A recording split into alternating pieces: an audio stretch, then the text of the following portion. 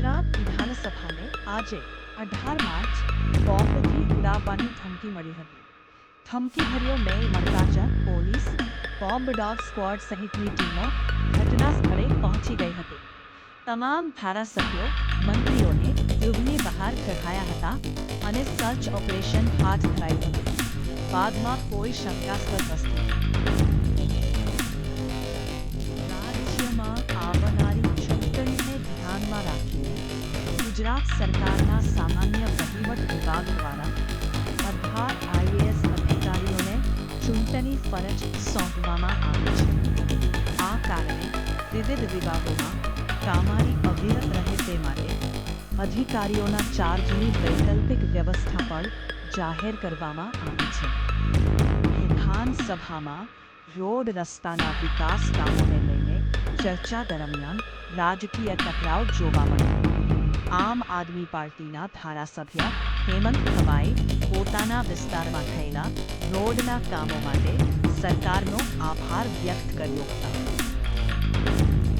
પરંતુ બીજી બાજુ આ માવઠું ખેડૂતો માટે એક મોટી આફત બનીને આવી રહ્યું છે. ખેતરોમાં તૈયાર થયેલા રવિ પાકને ભારે નુકસાન થવાની બીકથી ખેડૂતોમાં નિરાશા જોવા મળી રહી છે. આ પરિસ્થિતિને જોતા તંત્ર પણ એલર્ટ થઈ ગયું છે. તમામ માર્કેટ યાર્ડને આ સૂચના આપી દેવાઈ છે કે ખોપડામાં પડેલો ખેડૂતોનો અનાજનો જથ્થો તાત્કાલિક સુરક્ષિત અને ઢાંકેલી જગ્યાએ ખસેડી લેવામાં આવે, જેથી કોઈ મોટું આર્થિક નુકસાન ના થાય.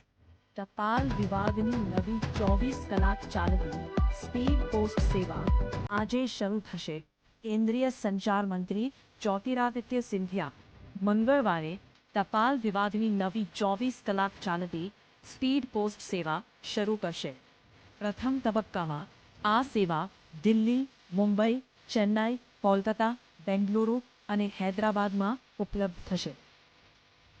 દેશમાં વૈશ્વિક ઓળખ ધરાવનાર વર્લ્ડ હેરિટેજ સિટી અમદાવાદના વૈશ્વિક દરજ્જા જાળવી રાખવા માટે UNESCO International Council on Monuments and સાઇટ્સનું સંયુક્ત પ્રતિનિધિમંડળ આજે 17 માર્ચના રોજ અમદાવાદની મુલાકાતે આવવા